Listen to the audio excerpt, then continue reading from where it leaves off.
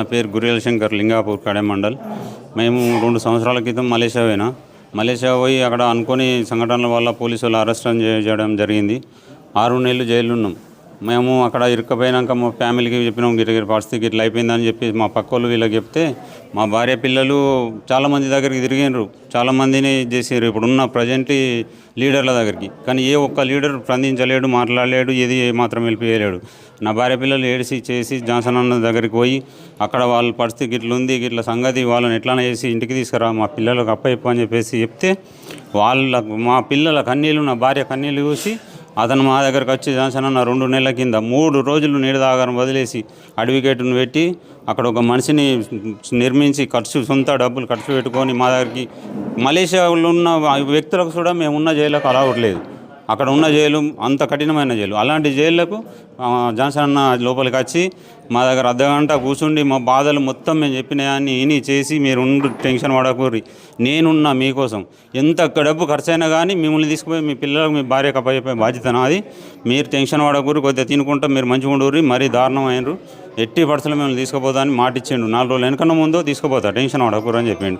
మాకు ఆ రోజు భరోసా కలిగింది. అప్పటిదాకా నమ్మకలేదు, మేము ఇండియాకి వస్తాము, మా భార్య పిల్లల్ని కలుసుకుంటామని. ఆ వరకు మాకు లాస్ట్ అనుకున్నాం, ఇక మలేషియాలో చచ్చిపోతామన్న ఆశ ఉండే.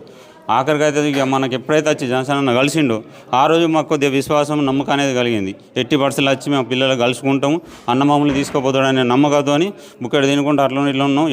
అటు చేసి మళ్ళీ 2 నెలల తర్వాత మొన్న వచ్చి ఇంత తగినంత రాత్రి పగలు అనకుండా కష్టపడి తిరిగి అతను సొంత డబ్బులు ఖర్చు పెట్టుకొని మళ్ళీ అడవిగడితో మాట్లాడి మమ్మల్ని బయటకు తీసి 4 నెలల రోజులు కూర్చొని తినబెట్టి మమ్మల్ని అన్ని రకాల పేపర్లు తయారు చేసి, ఎంఏసీ నుంచి పాస్పోర్ట్లు, అవుట్ పాస్పోర్టు, ఇమిగ్రేషన్ పనులు, టోటల్ పనులు కంప్లీట్ చేయించి ఎలాంటి మాకు టెన్షన్ లేకుండా అతను ఇంబటి ఉండి చెమటాలు అడుపుకొని నాతిరి పగలు నిడద లేకుండా 3 రోజులు సరైన అన్నం తినలేడు, నిడదపోలేడు మా కోసం.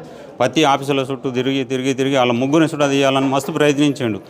ఇక్కడ ఈ దగ్గర మలేషియా ఒక 20 లక్షల దాకా ఖర్చు అయింది టోటల్ ఇప్పటి వరకు.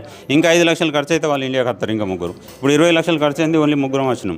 ఇంకా 5 లక్షలు అవుతుందా 10 లక్షలు అవుతుందా కన్ఫర్మ్ లేదు. అయినా కానీ ఇంకా ప్రయత్నాలు నడుతూనే ఉన్నాయి. అడవిగడ్డ తిరుగుతుంది, అక్కడ ఉన్న మనిషి తిరుగుతుండు, వాళ్ళ కోసం చాలా ప్రయత్నాలు అవుతున్నాయి. వాళ్ళని 6గురిని తీసుకురావాలని అన్నకు చాలా కోరిక ఉండే. కేటీఆర్ సారు సూర్యసేనల వరకు ఇద్దరు కలిసి మాకు జీవితాంతకాలం యాజమారం, వీళ్ళిద్దరి కోసం మేము సాధ్యమైన మటుకు మేము బతుకున్నంతకాలం మా పిల్లలు మేము రుణపడి ఉంటాం, వాళ్ళ కోసం పని చేస్తాం, వాళ్ళ కోసం ఇది చేస్తాం. ఏ విషయంలో అయినా వెనకాడేది లేదు. కేటీఆర్ అన్న, జాన్సన్ అన్న ఎవడన్నా ఏమన్నా ఉన్నా కానీ మేము ఊకుండేది లేదు, దేనికైనా సిద్ధం అవుతాం. మాకు ఇప్పటి వరకు జీవితాంతకాలం మేము మా మీద ఆశ లేకుండే మేము ఇంటికి వస్తామని.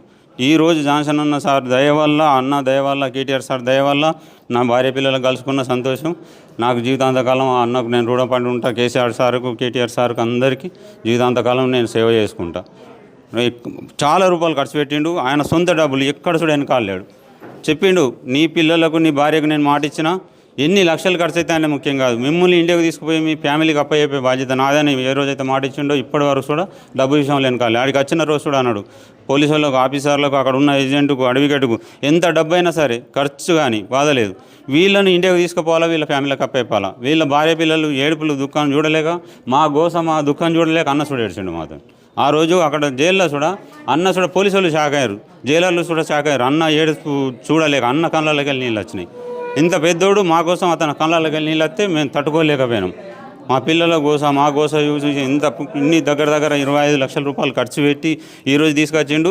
ఇప్పుడున్న ప్రజెంట్లు ఉన్న రాజకీయ నాయకులు వాళ్ళ స్వార్థం కోసం వాడుకున్నాడు. మేము ఇది చేసినాం, మేము అది చేసినామని దొంగ పేపర్లు, దొంగ సంతకాలు పెట్టి మీడియాలకు ఇచ్చుకున్నాడు, పేపర్లకు ఇచ్చుకున్నాడు తప్ప ఏ ఒక్క ఉపయోగం లేదు. ఇప్పుడు ఉన్న వాళ్ళంతా అంత దొంగతనాల వల్ల అంత దొంగ రాజకీయాలు, ఇది చేసాడు తప్ప ఎదుటోడికి వెళ్ళిపోయేసే రకం కాదు.